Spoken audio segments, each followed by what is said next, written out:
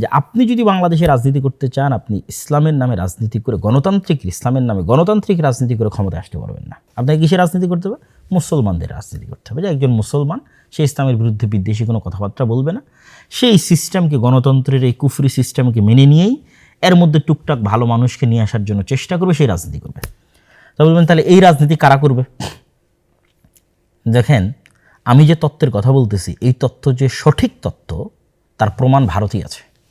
ভারতের RSS, শিবসেনা, বাজরাং দল, ঠিক আছে, এরা কিন্তু নিজেরা যেহেতু কট্টর উগ্র হিন্দুত্ববাদী বিশ্বাসী, ফলত তারা জানে যে কট্টর উগ্র হিন্দুত্ববাদ দিয়ে মানুষের ভোট নিয়ে তারা বিজয় অর্জন করে ক্ষমতায় আসতে পারবে না। তখন RSS, শিবসেনা, বাজরাং তারা কী করেছে? তারা তাদের মডারেট হিন্দুদের দিয়ে আরেকটা নতুন রাজনৈতিক দল তৈরি করেছে, তার নাম বিজেপি। বিজেপি একটা রাজনৈতিক দল, এইটা সরাসরি উগ্র হিন্দুত্ববাদ তার মেইন মতাদর্শের মধ্যে আছে লিখিতভাবে, এরকম নয়, বরং তারা RSS কর্তৃক নিয়ন্ত্রিত হয়। RSS কট্টর উগ্রবাদ, তারা বাজরং দল, শিবসেনা কর্তৃক নিয়ন্ত্রিত, তারা কট্টর উগ্রবাদ। কিন্তু বিজেপি তারা সাধারণ হিন্দু, খুব যে হিন্দু ধর্মকে খুব ভালোভাবে মেনে চলে, খুব আল্লাহ মানে তাদের হিন্দু ধর্মের দিক থেকে খুব হিন্দু ধর্ম মেনে চলে এরকম কিন্তু, সতী সাধু এরকম কিন্তু নয়, ঠিক আছে। তো সেক্ষেত্রে এই যে জামাত ইসলাম সহ আর যারা ইসলামের নামে রাজনীতি করতেছে, সেটা ইসলামী আন্দোলন বাংলাদেশের চরমনাই হোক, সেইটা জমিয়তে কি যেন ওলামা ইসলাম একটা আছে, আর অনেক ইসলামের নামে যারা রাজনীতি করতেছে বাংলাদেশে, তাদের সকলের উচিত হবে তারা এরকম সাধারণ জেনারেল শিক্ষিত মুসলমান সন্তানদের দিয়ে একটা রাজনৈতিক দল তৈরি করবে। যেই কাজটা বিএনপি তাদেরকে অতীতে করে দিত, তারা যদি মনে করে যে এখন বিএনপি ছাড়াও তাদের এরকম একটা রাজনৈতিক দলের দরকার আছে, তাহলে এরকম একটা তারা সাধারণ মুসলমানদের এরকম একটা রাজনৈতিক দল তৈরি করবে, যেমন এনসিপি হতে পারে সেই রাজনৈতিক দল, যারা সরাসরি ইসলামী রাষ্ট্র প্রতিষ্ঠার রাজনীতি করবে না, কিন্তু এই দেশের মুসলমানদের, স্বাভাবিক মুসলমানদের যে অধিকার রক্ষার কথা সেটা বলবে, যেমন ওসমান হাদি করতো, যেমন আমাদের জুলাইয়ের যে ছেলেমেয়েরা তারা করতেছে। এই ধরনের ছেলে মেয়েদেরকে যদি আপনি এগিয়ে দেন, তাহলে এরা হচ্ছে একটা কাল্ট ফিগারও তৈরি করতে পারবে। কেননা যেহেতু সে সরাসরি ইসলামী নয়, ফলত এখানে ফতোয়া ফারাইজ আসবে না, মাসলাক আসবে না, মতবাদ আসবে না, আদর্শ আসবে না, শিরক বেদাত আসবে না, মানে এইগুলো নিয়ে মুসলমানদের ইসলামী দলগুলোর মধ্যে যে গণ্ডগোল সেগুলো আসবে না, তাহলে কাল্ট ফিগার একটা তৈরি করতে পারবে। 2 নম্বর, যেহেতু তারা সরাসরি ইসলামী নয়, মডারেট সাধারণ মুসলমান, সেহেতু তারা ডিপ স্টেটের আস্থা অর্জন করতে পারবে। ডিপ স্টেট যেগুলো নিয়ে অ্যালার্জেটিক, সেগুলোর বিষয়ে তারা টুকটাক ম্যানেজও করতে পারবে। ম্যানেজ করার মাধ্যমে তারা দেখা যাচ্ছে ক্ষমতায় যাবে। এবং আপনারা যে মন্দের ভালোটা চাচ্ছেন, যে মন্দের ভালো নিয়ে আপনারা গত 1 মাস যাবৎ ফেসবুক একদম তোলপাড় করে ফেলেছেন, সেই মন্দের ভালোর একমাত্র সমাধান এইটা। সেক্ষেত্রে যত ইসলামের নামে গণতান্ত্রিক রাজনীতি দল আছে, এদের সবকে তাদের রাজনীতি অফ করে দিয়ে দাওয়াতি কাজ করতে হবে। তারা দাওয়াতি ফিল্ড তৈরি করবে, সন্তান তৈরি করবে, প্রজন্ম তৈরি করবে। আর ওই মুসলমানের সন্তানরা স্বাভাবিক, যতদিন অন্তত গণতান্ত্রিক সিস্টেম আছে ততদিন সেই গণতান্ত্রিক সিস্টেমে তারা রাজনীতি করবে। এটি গেল যারা গণতন্ত্রের মধ্যে দিয়ে ইসলামের রাজনীতি করতে চান তাদের জন্য পরামর্শ। যদি আপনাদের ভালো লাগে আপনারা পরামর্শ গ্রহণ করতে পারেন, আর না হলে আমি যেভাবে ফুল স্টপ দিয়েছি এটা আসলেই ফুল স্টপ। দেখেন, এই নির্বাচনেও জামাত ইসলাম কিন্তু চেষ্টা করেছে তার ইসলামী রাজনীতির খোলস থেকে বের হয়ে আসার, এটা ছাড়া তার কোনো উপায় ছিল না। মন্দিরে গেছে, তারপরে কত রকমের বক্তব্য, মূর্তি পূজার সাথে রোজার তুলনা, মানে একটা সেকুলার দলের মধ্যে যা যা অনুষঙ্গ থাকে তার সব কিছুই কিন্তু জামাত ইসলাম তার নিজের মধ্যে নিয়ে আসার জন্য কী করেছে, চেষ্টা করেছে। তাহলে কেন চেষ্টা করতেছে? সেটা অবশ্যই ডিপ স্টেটের আস্থা অর্জন করার জন্য, অবশ্যই সাধারণ জেনারেল শিক্ষিত মুসলমানদের আস্থা অর্জন করার জন্য। তাহলে আর ইসলামী দল রাখার কী দরকার? এই কথাটাই আমি বলতেছি, যে এই কাজগুলো যখন আপনি ইসলামের নামে করবেন তখন সেখানে ইসলামও কলুষিত হয়। দেখেন, আমি এবারের নির্বাচনের পূর্বে 2024 যে নির্বাচন এবং 2026 নির্বাচন, এই 2 নির্বাচনে আমি দেশে ছিলাম। ইতিপূর্বে আর কোনো নির্বাচনে দেশে থাকার সুযোগ হয়নি। 2008 যেটা তত্ত্বাবধায়ক সরকার আমলে যে নির্বাচন হয়েছিল তখন দেশে ছিলাম, তখন একটু কম বুঝতাম।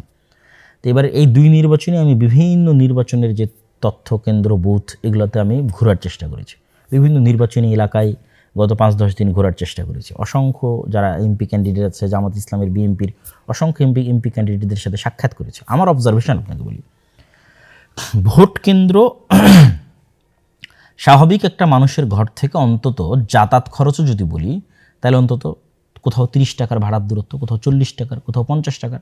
যাদের বাড়ি একদম ভোট কেন্দ্রের পাশে তাদেরটা ভিন্ন, কিন্তু স্বাভাবিকভাবেই ভোট কেন্দ্র থেকে যারা মোটামুটি দূরত্বে আছে তাদের 30, 40, 50 টাকা ভাড়ার দূরত্বে।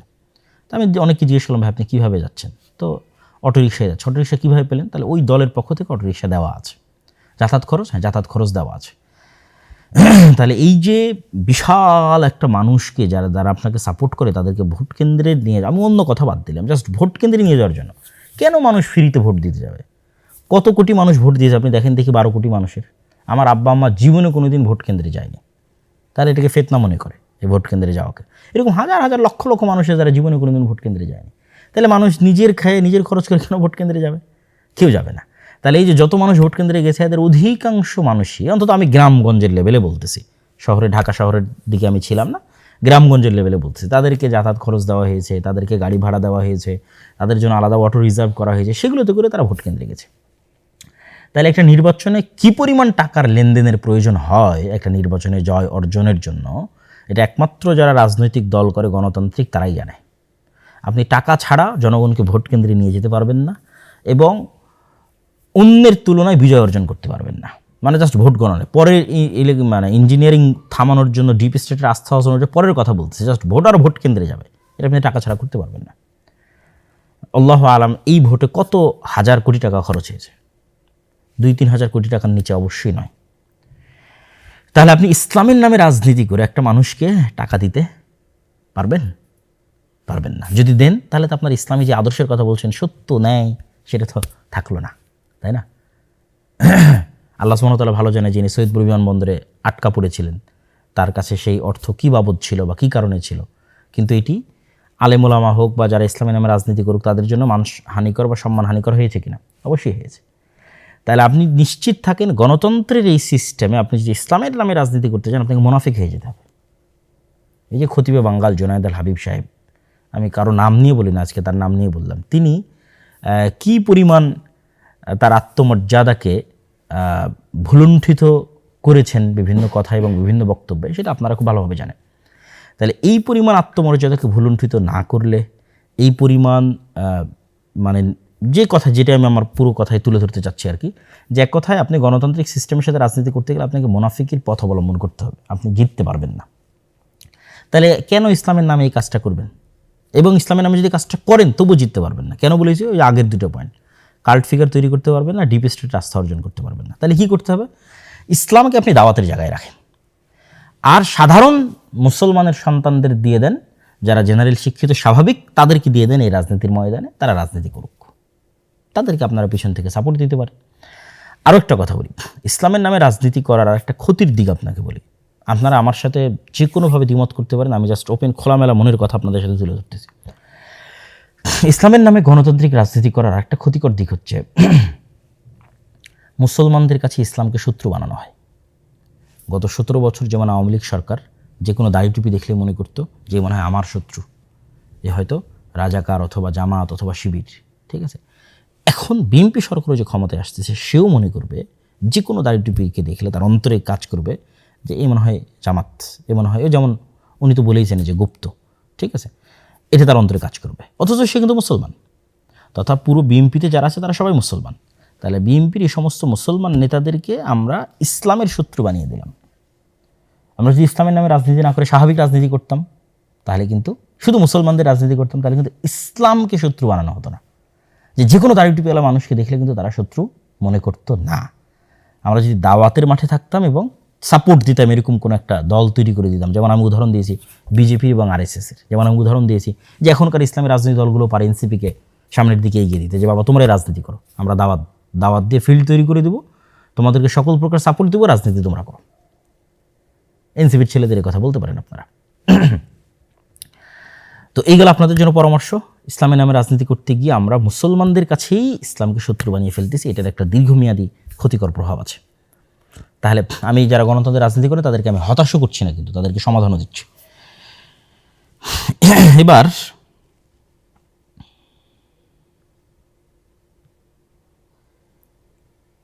এবার যারা গণতন্ত্রের এই রাজনীতিকে পছন্দ করেন না, যেমন তার মধ্যে আমিও একজন, আমিও আমার বহু বক্তব্যে এই গণতান্ত্রিক সিস্টেমের কথা বহুবার তুলে ধরেছি, যেটির মধ্যে দিয়ে ইসলাম প্রতিষ্ঠা করা সম্ভব নয়। আজকে তো আরও বিস্তারিত ব্যাখ্যাসহ আপনাদের কাছে তুলে ধরলাম, এত খোলামেলা আলোচনা আমি অতীতে কখনো করিনি। বিএনপির ভাইদের জন্য আমার কিছু নাসিহা আছে, এবং যারা গণতন্ত্রের বাইরে গিয়ে ইসলাম প্রতিষ্ঠা করতে চান তাদের জন্য নাসিহা আছে। তো যেহেতু এতক্ষণ যেহেতু একটু সরাসরি একদম পলিটিক্যাল আলোচনা করছি, আমি জন্য বিএনপির ভাইদের জন্য নাসিহাতে আমার বক্তব্য শেষ করি। আমি মনে করি যে বিএনপির ভাইরাও তারাও মুসলমান এবং তাদের সাথে আমাদের আন্তরিক হওয়া উচিত। তাদের সাথে আমাদের যারা ইসলামের নামে রাজনীতি করছেন, যারা মুসলমানদের রাজনীতি করছেন, তাদের শত্রুতাপূর্ণ যে মনোভাব, এইটা দিন শেষে আমাদের ইসলামকে ক্ষতিগ্রস্ত করবে। তাহলে কী করা উচিত? সৎ উপদেশ এবং দোয়া। কথা আমরা আগেও বলেছি এবং এখনও বলছি। এবং এই সৎ উপদেশ এবং দোয়ার জায়গা থেকে বিএনপির যারা দায়িত্বশীল, যারা নেতৃস্থানীয় আছেন, তারেক রহমান সাহেবের সাথে আমার যখন দেখা হয়েছিল তখনও আমি তার কাছে এই কথাগুলো তুলে ধরেছিলাম। আজকেও আমি একটি কথা বলে বিএনপির ভাইদের শেষ করব, তাদের প্রতি নসিহা। সেটি হচ্ছে বিভাজনের রাজনীতি না করা। গণতন্ত্রের রাজনীতির একটা বড় অনুষঙ্গ হচ্ছে বিভাজনের রাজনীতি। আর বাংলাদেশের, ভারতের রাজনৈতিক বয়ান হচ্ছে মুক্তিযোদ্ধা বনাম রাজাকার। অবশ্যই 47 যেমন আমাদের ইতিহাসের অন্যতম গুরুত্বপূর্ণ অংশ, 71 আমাদের ইতিহাসের অন্যতম গুরুত্বপূর্ণ অংশ, 24 আমাদের ইতিহাসের অন্যতম গুরুত্বপূর্ণ অংশ। কিন্তু এটিকে বেস বানিয়ে কারোর সাথে চিরন্তনভাবে শত্রুতা তৈরি করে রাখা, দেশেরই নাগরিকদের একটা অংশকে বৈষম্যের শিকার করা, এটা দেশকে ধ্বংস করে দেয়। তো অন্তত অতীতের সরকার যে ভুলগুলো করেছে, আপনারা সেই ভুলগুলো যদি না করেন, আপনারা যদি দেশের মধ্যে বিভাজনের রাজনীতি তৈরি না করেন, উদারতা দেখান, আশা করি যে আল্লাহ সুবহানাহু ওয়া তাআলা আপনাদের শাসনে কল্যাণ দিতে পারে। জুলম না হলে, বিভাজনের রাজনীতি তৈরি না হলে আল্লাহ সুবহানাহু ওয়া তাআলা এটির মধ্যে বরকত দিতে পারে। তো এই ছোট্ট আপনাদের জন্য পরামর্শ যে যারা আপনারা বিজয়ী হয়েছেন তারা অবশ্যই পরাজিতদের প্রতি ইনসাফ করবেন। যেটা ওসমান হাদিও বলতো যে আমি আমার শত্রুর সাথেও ইনসাফ করতে চাই। তাহলেই দেখবেন একটি উন্নত মানের চমৎকার একটি ইনসাফের বাংলাদেশ আমরা তৈরি করতে পারছি। এই আশা আমরা আপনাদের কাছে রাখি এবং আমাদের এই কল্যাণকামিতাও থাকবে। আলহামদুলিল্লাহ, আমরা ব্যক্তিগতভাবে আমরা কখনো না কোনো রাজনৈতিক দলের পক্ষে অবস্থান নিয়েছি, না কোনো রাজনৈতিক দলের বিপক্ষে অবস্থান নিয়েছি। আমরা সব সময় যেটা কোরআন এবং হাদিসের আলোকে সত্য এবং সঠিক মনে হয়েছে আমাদের কাছে, সেটি নাসিহা হিসেবে, তত্ত্ব হিসেবে, উপদেশ হিসেবে দেশ ও জাতির কাছে তুলে ধরেছি। এবং আমরা আমাদের জায়গায় কোরআন এবং হাদিস অনুযায়ী যেটি খেদমত করার প্রয়োজন মনে করেছি, আল্লাহ সুবহানাহু ওয়া তাআলার সন্তুষ্টির জন্য সেই খেদমত করছি এবং করে যাচ্ছি। এবার সর্বশেষ পয়েন্ট, যারা গণতন্ত্রের বাইরে গিয়ে ইসলামের বিজয় দেখতে চান, আপনাদের কাজ কি? আপনাদের সবচেয়ে বড় কাজ, এটা আমি আমার বহু বক্তব্যে বলেছি এবং আজকেও বলছি, আমার এই কথা কখনো চেঞ্জ হবে না, যে ইমান বিল গায়েবে ইয়াকিন, পরকালে চরম লেভেলের আস্থা এবং বিশ্বাস, ন্যায়পরায়ণতার চর্চা ছোটোবেলা থেকেই, একদম ঘর থেকেই, সমাজ এবং পরিবার থেকেই ন্যায়পরায়ণতার চর্চা তৈরি করা এবং শুরু করা। এবং 3 নাম্বার, শক্তিশালী প্রতিষ্ঠান। যেমন এই যে নির্বাচনের সময় দেখলেন যে যারা জামাত এনসিপি জোটে ছিল তাদের কি হাহাকার, যে তাদের কোনো পত্রিকা নাই, তাদের কোনো নিউজ চ্যানেল নাই, তাদের কোনো নিউজ পেপার নাই, ঠিক আছে, জাস্ট ফেসবুকে কয়েকটা হাতে গোনা পেজ। তাহলে শক্তিশালী প্রতিষ্ঠানের কিন্তু অভাব আছে। তো ওসমান হাদি বলতো যে জীবন দেওয়া অনেক সহজ, কিন্তু বাস্তবে কোনো কিছু করা এটা কঠিন। আমাদের করার লোক লাগবে, জ্ঞান অর্জনের লোক লাগবে, প্রজন্ম তৈরি করার লোক লাগবে। আর যারা গণতন্ত্রের বাইরে গিয়ে ইসলাম প্রতিষ্ঠা করতে চান, তাদের জন্য আমার কথা হচ্ছে, কোনো কিছুর পরিপূর্ণ ধ্বংস ছাড়া কোনো কিছুর পরিপূর্ণ উত্থান হয় না। আমি বিল্ডিংটা রেখে দিয়ে এখানে আরেকটা নতুন বিল্ডিং, যেটা এর সাথে যায় না, নতুন ভিন্ন ডিজাইন কেমনে বানাবো বলেন? আমি এই বিল্ডিংয়ের ডিজাইন রেখে এখানে প্লাস্টার করতে পারি। এখানে যদি সম্পূর্ণ ভিন্ন ডিজাইনের একটা বিল্ডিং বানাতে চাই, তাহলে আগের ডিজাইনটা ভেঙে ফেলতে হবে, কিছু করার নেই। তাহলে গণতন্ত্রের পূর্ণাঙ্গ পতন ছাড়া, আপনারা যারা পূর্ণাঙ্গ ইসলাম চান, আপনাদের এটা সম্ভব নয়। এই জন্য আমি বলেছি যে 36শে জুলাই গণতন্ত্রের পতন ঠেকানো হয়েছে। এটা আমাদের কাছে মনে হয়েছে শেখ হাসিনার পতন। জি না, শেখ হাসিনার পতন না, শেখ হাসিনাকে সরিয়ে ফেলার মাধ্যমে গণতন্ত্রের পতন ঠেকানো হয়েছে। কেন, তখন যদি শেখ হাসিনা থাকতো এবং আর্মি যদি অস্ত্র উঠাতো, তাহলে ওই দিন গণতন্ত্র ডেড বডি হয়ে যেত, অলরেডি আইসিইউতে ছিল, পরিপূর্ণরূপে মারা যেত। বাংলাদেশে একটা গৃহযুদ্ধ তৈরি হতো। সেই গৃহযুদ্ধের পরে আপনি দেখতেন যে এখানে পূর্ণাঙ্গ ইসলাম প্রতিষ্ঠা হয়েছে। তো পূর্ণাঙ্গ পতন ছাড়া পূর্ণাঙ্গ উত্থান হয়। তখন তা আপনি বলবেন যে তাহলে কি আমরা নিজে থেকে পূর্ণাঙ্গ পতন করব? জি না, ইসলামে সবসময় মানুষের যান, জীবন এবং মালের নিরাপত্তা সর্বাগ্রে। এটির উপরে ইসলামে কিছুই নাই, মানুষের জীবনের চাইতে আর কিছু নাই উপরে। তাহলে মানুষের যান, জীবন এবং মালের নিরাপত্তার জন্য আপনাকে আপনার যে কাজটা, আপনার জায়গার যে কাজটা, সেটা করে যেতে। আপনার জায়গার কাজ কি? ইমান বিল গায়বে ইয়াকিন তৈরি করা, পরকালে আস্থা তৈরি করা, ন্যায়পরায়ণতার চর্চা একদম ঘর থেকে শুরু করা, বোনকে সম্পত্তি ঠিকভাবে দিচ্ছেন কিনা, আশেপাশে কেউ অন্যায় করলে প্রতিবাদ করা। আমরা তো প্রতিবাদ করি না, আমরা আল আমরু বিল মারুফ ওয়ান নাহি আনিল মুনকার করি না। আল আমরু বিল মারুফ ওয়ান নাহি আনিল মুনকারের চর্চা বাড়ানো, একদম গ্রামগঞ্জ লেভেল থেকে আল-আমরু বিল মারুফ ওয়ান নাহয়ি আনিল মুনকারের চর্চা বাড়ানো এবং শক্তিশালী প্রতিষ্ঠান তৈরি করা, আর অপেক্ষায় থাকা যে কবে এই গণতন্ত্রের কাঠামোর পতন ঘটবে। আমি আমার বহু বক্তব্যে বলেছি, যেহেতু গণতন্ত্র পূর্ণাঙ্গ ন্যায় বিচার দিতে পারবে না, সেহেতু গণতন্ত্রের একদিন পতন হবেই। এটা আপনাকে পতন করতে হবে না, এটা বাই ডিফল্ট বাই নেচার পতন হবে, কেননা সে ইনসাফ দিতে পারবে না, তার কাঠামোর মধ্যে নাই যে সে ইনসাফ দেবে। ফলত যেহেতু সে ইনসাফ দিবে না, মাজলুম তো জুলুমের বিরুদ্ধে আওয়াজ উঠাবেই। তখন এরকম 36শে জুলাই এমনি আবার 15-20 বছর পর আপনি দেখবেন যে আবার হচ্ছে 34শে জুলাই, 30 বছর পর আপনি আবার দেখবেন যদি হায়াতে বেঁচে থাকেন যে এরকম 36শে জুলাই হচ্ছে। কেন? এই কাঠামো আপনাকে ন্যায় বিচার দিতে পারবে না। এই কাঠামো ন্যায় বিচার না দিতে পারলে জুলুম হবে। জুলুম হলে কী হলে মানুষ জুলুমের বিরুদ্ধে আওয়াজ উঠাবে, জুলুমের বিরুদ্ধে আওয়াজ উঠালে আবার কী হবে, আবার এরকম 36শে জুলাই হবে। কিন্তু এই রকম পরবর্তী 36শে জুলাই যেন আপনার একটা কাল্ট ফিগার থাকে, একক নেতা থাকে, যার অধীনে সবাই কর্মী হিসেবে, যার অধীনে তারা একত্রিত, তাহলে তখন কি হবে? তখন আপনি পূর্ণাঙ্গ বিপ্লব প্রতিষ্ঠা করে ফেলতে পারবেন, আদারওয়াইজ পারবেন না।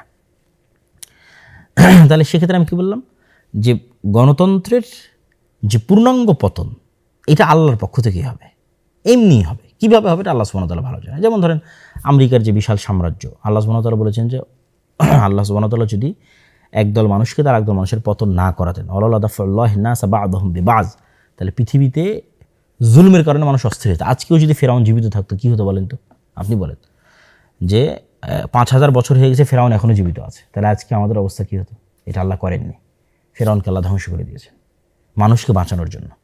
তো এইরকম সুপার পাওয়ার আজকে আমেরিকা আছে, তার আগে সুপার পাওয়ার রাশিয়া ছিল, তার আগে আর কেউ ছিল, ইংল্যান্ড সুপার পাওয়ার ছিল, ইংল্যান্ড চলে গেছে, রাশিয়া চলে গেছে, আমেরিকা চলে গেছে, আমেরিকাও যাবে একদিন। তাহলে এরকম সুপার পাওয়ারের পতন হবে। যখন দেখবেন যে আমেরিকার সুপার পাওয়ারের পতন হচ্ছে, কীভাবে হবে এটা আল্লাহ সুবহানাহু ওয়া তাআলা জানে। কে জানতো রাশিয়া ইউক্রেন যুদ্ধ এতদিন দীর্ঘায়িত হবে? কে জানতো? কেউ জানতো না। এই রাশিয়া ইউক্রেন যুদ্ধ এত দীর্ঘায়িত হওয়ার কারণে যে সিরিয়াতে আহমাদ আশ-শারা বিজয়ী হয়েছে। এই রাশিয়া ইউক্রেন এত যুদ্ধ দীর্ঘায়িত হওয়ার কারণেই তো আফগানিস্তানে তালেবানরা ক্ষমতা আসতে পেরেছে। যদি এই রাশিয়া ইউক্রেন যুদ্ধ না হতো এরা জীবনও পারতো না, বুঝলেন? এগুলো আল্লাহর পক্ষ থেকে হয়। তো এরকম কোনো এক ছোট্ট অজুহাতে দেখবেন এই যে অ্যাপস্টেইন ফাইল, যেটা আমি তো বলি যে এটা আমেরিকার অধপতনের শুরু। আল্লাহ বড় বড় পরাজয়গুলো দেন ছোট্ট ছোট্ট জিনিস দিয়ে, অতি ছোট্ট, আপনি বুঝবেন না যে কোন ক্ষুদ্র জিনিস থেকে পরাজয় শুরু। আমেরিকার অধপতন মানেই তো গণতন্ত্রের অধপতন ভাই। আজকে আমেরিকার পতন হবে, কালকে সব জায়গাতে গণতন্ত্র গায়েব হয়ে যাবে, এটাই নিয়ম। যে যে আদর্শের ধারক ও বাহক, তার পতনের সাথে সাথে সে আদর্শ গায়েব হয়ে যায়। তাহলে আপনাকে কী করতে হবে? আপনাকে প্রস্তুতি নিতে হবে, ওই দিন আসার অপেক্ষায় থাকতে হবে। আপনার প্রস্তুতি হবে ঈমান বিল গায়ব ইয়াকিন, আপনার প্রস্তুতি হবে পরকালে আস্থা, আপনার প্রস্তুতি হবে ন্যায়পরায়ণতার চর্চা। কেন? ন্যায়পরায়ণতার চর্চার মাধ্যমে নেতা তৈরি হয়, আদারওয়াইজ নেতা তৈরি হয় না। ন্যায়পরায়ণতার চর্চা যদি আমি না করি, ধরেন আমি যদি না করি, আমিও নেতা না। এটা হলো সিম্পল কথা, যে তার মানে আমি বলতেছি মানে যে আমি নেতা তা না। কিন্তু আমি যদি ন্যায়পরায়ণতার চর্চা না করি, আমিও নেতা না। যে ন্যায়পরায়ণতার চর্চা করবে সেই নেতা হবে। বহু ছোট্ট কুড়ে ঘর থেকে এসে নেতা হয়ে যেতে পারে, কোনো গ্যারেন্টি নেই কে কোথায় থেকে এসে কীভাবে নেতা হবে। ন্যায়ের চর্চা করতে গিয়ে নেতা তৈরি হবে, অন্যায়ের প্রতিবাদ করতে গিয়ে নেতা তৈরি হবে। এটি স্বাভাবিক এবং সিম্পল রুলস নেতা তৈরি হওয়ার। তাই ঈমান বিল গায়ব ইয়াকিন, পরকালে আস্থা, ন্যায়পরায়ণতার চর্চা, শক্তিশালী প্রতিষ্ঠান, আর অপেক্ষা কবে এই গণতন্ত্রের পূর্ণাঙ্গ পতন হয়। যেদিন গণতন্ত্রের পূর্ণাঙ্গ পতন হবে সেদিন যদি আপনি প্রস্তুত থাকেন, যেমন 36শে জুলাই আপনি প্রস্তুত ছিলেন না, যদি আপনার প্রস্তুত থাকেন পূর্ণাঙ্গ ইসলাম প্রতিষ্ঠা হয়ে যাবে। আর যদি প্রস্তুত না থাকেন তাহলে তো এটার জন্য আপনি নিজেই দায়ী। তাহলে ইমিডিয়েট রেজাল্টের আশা বাদ দিতে হবে, ইমিডিয়েট উত্তেজনা বাদ দিতে হবে, বিশাল দীর্ঘমেয়াদী 30 বছরের প্ল্যান করে প্রস্তুতি নিতে হবে। তো আশা করি আমি নির্বাচন পরবর্তী যে পর্যালোচনা ছিল সেই পর্যালোচনায় আমি সকলের জন্য আজকে নাসিহা দিয়েছি, একদম শতভাগ আমার হৃদয়কে পরিষ্কার করে, কারো প্রতি চুল পরিমাণ পক্ষপাতিত্ব না রেখে। আলহামদুলিল্লাহ, আল্লাহে আল্লাহর কসম, কারো প্রতি চুল পরিমাণ পক্ষপাতিত্ব নাই। যারা আমাদের সম্পর্কে জানেন এবং বুঝেন তারাও খুব ভালোভাবে জানেন। তো আমি সম্পূর্ণ শতভাগ ন্যায় এবং ইনসাফের সাথে জামাত ইসলাম, ইসলামী আন্দোলন চরমনায়, যারা ইসলামের নামে গণতন্ত্রের রাজনীতি করে তারা, এনসিপি ছাত্ররা, তারপরে বিএনপি এবং সর্বোপরি যারা গণতন্ত্রের বাইরে গিয়ে ইসলামের বিজয় চান, তাদের সকলের জন্য তাত্ত্বিক বলেন, বাস্তব বলেন, সকল ধরনের পরামর্শ আপনাদের জন্য দিয়েছি। আল্লাহ সুবহানাহু ওয়া তাআলা আমাদের দেশকে শান্তি শৃঙ্খলায় পরিপূর্ণ করে দিক, আমাদের এই জাতিকে আল্লাহ সুবহানাহু ওয়া তাআলা রক্ষা করুক। এই দেশের মানুষ বহু রক্ত দিয়েছে, বহু রক্ত। সেই মোগলদের পূর্বের আমল থেকে এখানে স্বাধীন সুলতানি শাসন আমলের জন্য লড়াই হতো। বাঙালিরা স্বাধীনতা প্রিয় জাতি, তারা বিদ্রোহী জাতি। শাসন করতে পারুক আর না পারুক, নিজেদের শাসন ধরে রাখতে পারুক আর না পারুক, আরেকজনকে উল্টায় ফেলতে খুব পারে। মানে বিদ্রোহী হিসেবে তারা খুব বিখ্যাত। ওই দিল্লির সুলতানরাও তাদের কোনোদিন কন্ট্রোলে রাখতে পারতো না। এই যে 12 ভূঁইয়া, এরা কিন্তু বিদ্রোহী, ঠিক আছে? মুঘলের বিরুদ্ধে এরা যুদ্ধ করেছে। তো বাঙালিদের একটা ভালো গুণ আছে, আল্লাহ সুবহানাহু ওয়া তাআলা আশা করি যে বাংলাদেশ এবং বাংলাদেশের এই মাটি যেখানে হাজার হাজার শহীদের রক্ত আছে, এটিকে আল্লাহ সুবহানাহু ওয়া তাআলা কখনোই মুশরিকদের পদানত করবেন না, অধীনস্থ করবেন না। এটি আল্লাহর কাছে চাওয়া এবং দোয়া। আমাদের পরবর্তী প্রজন্ম যেন মুশরিকদের গোলাম না হয়, এটি আল্লাহ সুবহানাহু ওয়া তাআলার কাছে কামনা। সেই ব্যবস্থা যেন আল্লাহ সুবহানাহু ওয়া তাআলা করে দেন, সেই ব্যবস্থা করার তৌফিক যেন আল্লাহ সুবহানাহু ওয়া তাআলা আমাদের দান করেন। আল্লাহুম্মা আমিন। ওয়া আখিরু দাওয়ানা আনিল হামদুলিল্লাহি রাব্বিল আলামিন। আসসালামু আলাইকুম ওয়া রাহমাতুল্লাহি ওয়া বারাকাতুহু।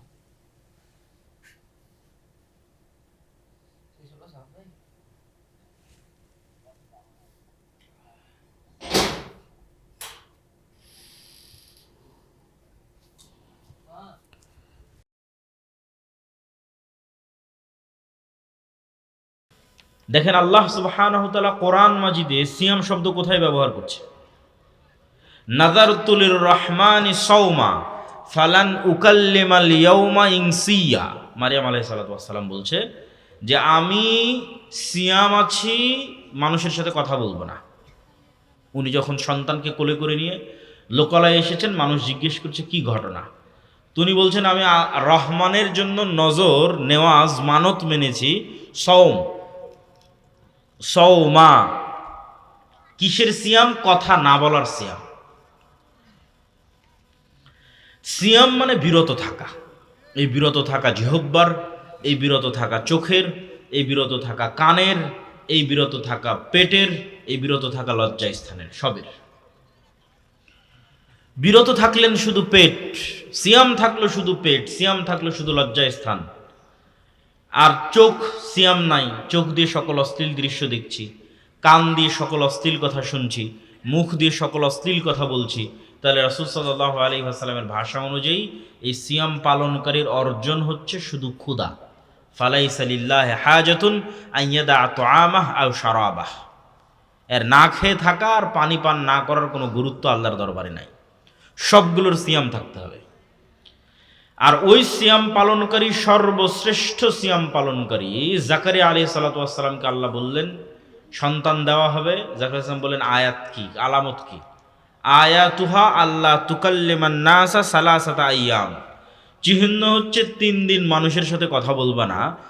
আর এই 3 দিন সকালে সন্ধ্যায়, বুকরাতা ওয়া আসিলা বিল আশি ওয়াল ইবকার বিল গুদুবি ওয়াল আসাল ক্বাবলা তুলুইশ শামসি ক্বাবলাল গুরুব। এগুলো কোরআনের আয়াতের বিভিন্ন শব্দ। সকালে সন্ধ্যায় আল্লাহর জিকির করবা। তাহলে কি বোঝা যাচ্ছে? জাকারিয়া আলাইহিস সালাতু ওয়াস সালামের জিহ্বা ব্যবহার হবে না, বন্ধ, অফ। জিহ্বার কাজ বন্ধ, মানুষের সাথে কোনো কথা নাই। বিপরীতে কি হবে? বিপরীতে এই জিহ্বাকে ব্যবহার করা হবে আল্লাহর জিকিরে। তাহলে সর্বশ্রেষ্ঠ সিয়াম পালনকারী সেই যার পেট, যার লজ্জাস্থান, যার জিহ্বা, যার চোখ, যার কান সিয়াম আছে ঠিকই, কিন্তু এগুলো ব্যবহার হচ্ছে আল্লাহর আনুগত্যে। সিয়াম আছে মানে এই চোখ দিয়ে অশ্লীল দৃশ্য দেখবেন, এটা চোখের সিয়াম, কিন্তু এই চোখকে কাজে লাগাচ্ছে কোরআন পড়তে, এই সর্বশ্রেষ্ঠ সিয়াম পালনকারী। কান দিয়ে গান বাজনা শুনবে না, এটা কানের সিয়াম, কিন্তু এই কানকে কোরআন তেলাওয়াত শুনতে ব্যবহার করতেছে সর্বশ্রেষ্ঠ সিয়াম পালনকারী। মুখ দিয়ে মানুষের সাথে অশ্লীল, অপচয়, অপ্রয়োজনীয় কথা বলবে না, এটা জিহ্বার সিয়াম, কিন্তু এই জিহ্বা দিয়ে জিকির করবে, যেটা শাইখ শিখাচ্ছিলেন, এটা হলো সিয়ামের সর্বোচ্চ রূপ, সর্বশ্রেষ্ঠ সিয়াম পালনকারী।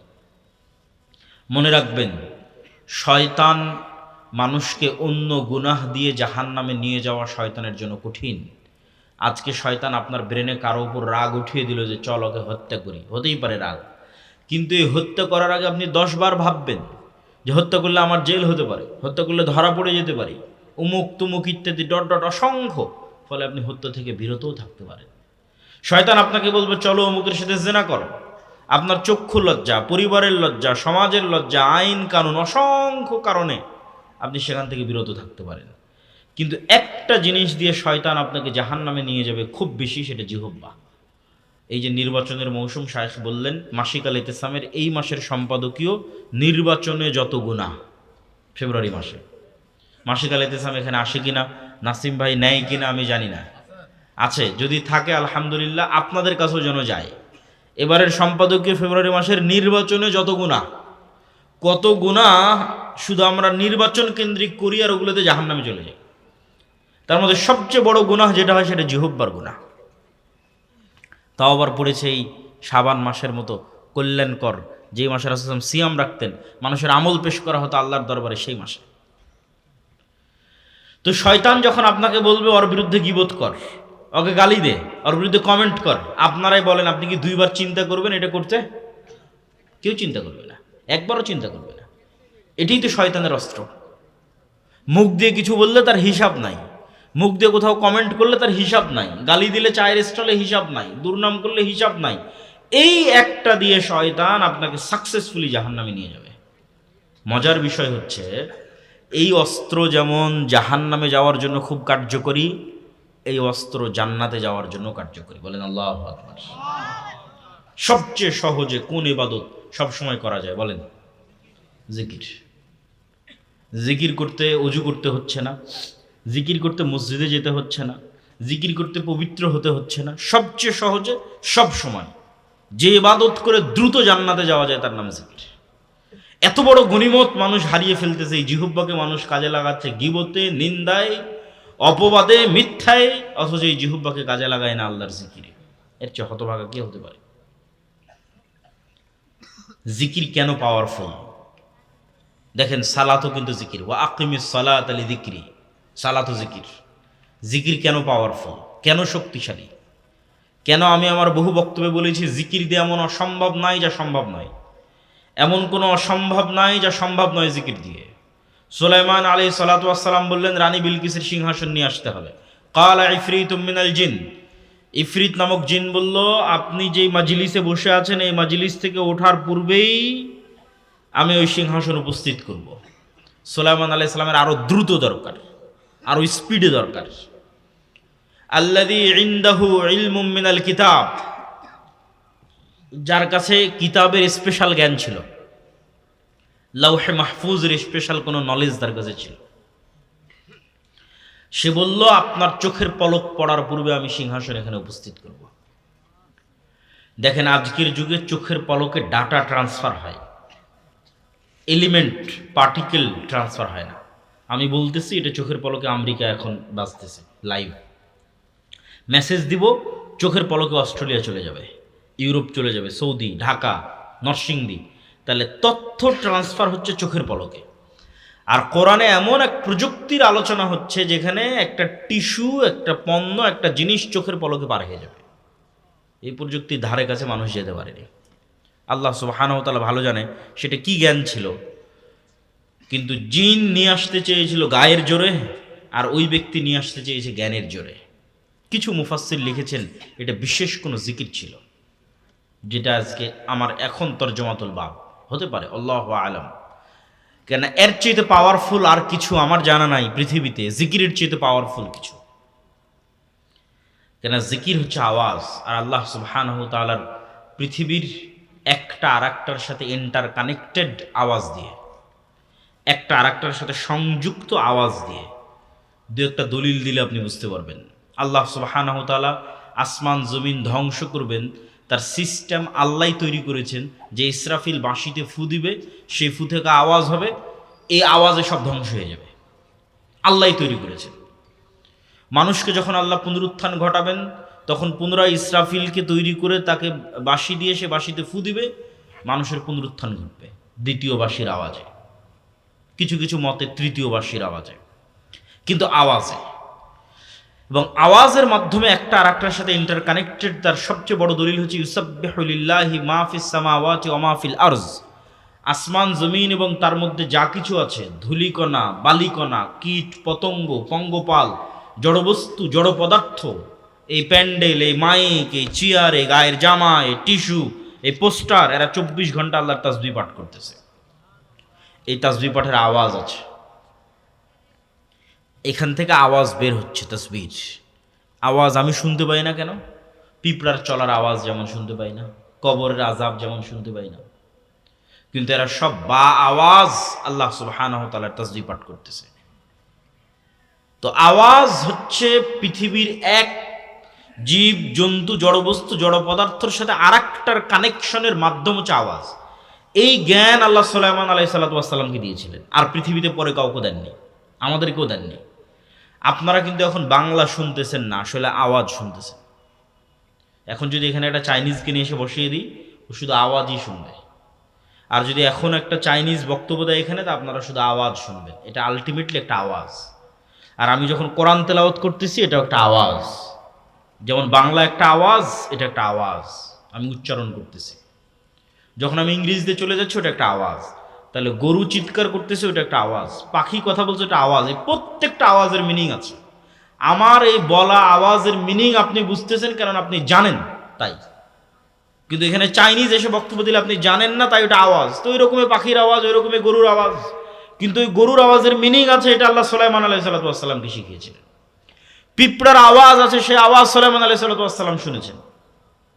সে আওয়াজের বর্ণনা আল্লাহ কোরআনে দিয়েছেন। পিঁপড়ার কথোপকথন, যেখানে আমরা পিঁপড়ার চলার আওয়াজই শুনতে পাই না। তাহলে আপনি যদি তাসবিহ পাঠ করেন এরাও বুঝে। আজানের বিষয়ে রাসূল সাল্লাল্লাহু আলাইহি ওয়াসাল্লাম বলেছেন, যতদূর পর্যন্ত আজানের আওয়াজ যাবে ততদূর পর্যন্ত সব জীবজন্তু, জড়বস্তু, জড় পদার্থ কিয়ামতের মাঠে মুয়াজ্জিনের পক্ষে সাক্ষী দিবে, কেন ওরা আজানটা বুঝে। আজান জিকির, ওরা ওই তাসবিহ বুঝে, শোনে। আমাদের কাছে আল্লাহ সুবহানাহু তাআলার পক্ষ থেকে পাঠানো উম্মতে মুহাম্মাদের জন্য সবচেয়ে বড় নিয়ামত হচ্ছে কোরআন। কেন? কোরআন স্বয়ং আল্লাহর আওয়াজ, আল্লাহর শব্দ, আল্লাহর বাক্য। এই জন্য এটা সবচেয়ে পাওয়ারফুল, এই জন্য এটা সর্বশ্রেষ্ঠ জিকির। কিন্তু উম্মতে মুহাম্মাদের হতভাগা যে তারা এই জিনিসগুলোকে মূল্যায়ন করতে পারলো না। তারা কোরআনকে মূল্যায়ন করতে পারলো না, জিকিরকে মূল্যায়ন করতে পারলো না, সকাল সন্ধ্যার জিকিরকে মূল্যায়ন করতে পারলো না, সালাতকে মূল্যায়ন করতে পারলো না। সালাত পৃথিবীর সর্বশ্রেষ্ঠ মাধ্যম, সর্বশ্রেষ্ঠ উপায়। বুঝার সহজের জন্য বলতেছি টেকনোলজি। টেকনোলজি মানে কি? কোনো কিছুর উপায়, কোনো কিছুর মাধ্যম, কোনো কিছুর প্রযুক্তি, সেটাই ওসিলা, কোনো কিছুর ওসিলা। সালাত পৃথিবীর সর্বশ্রেষ্ঠ মাধ্যম, সর্বশ্রেষ্ঠ উপায়, যা দিয়ে এই জমিনে বসে থেকে 7 আসমানের উপরে থাকা রব্বুল আলামিনের সাথে সরাসরি যোগাযোগ করা যায়। এর চেয়ে বড় শ্রেষ্ঠ উপায় পৃথিবীতে আর নাই। এর চেয়ে বড়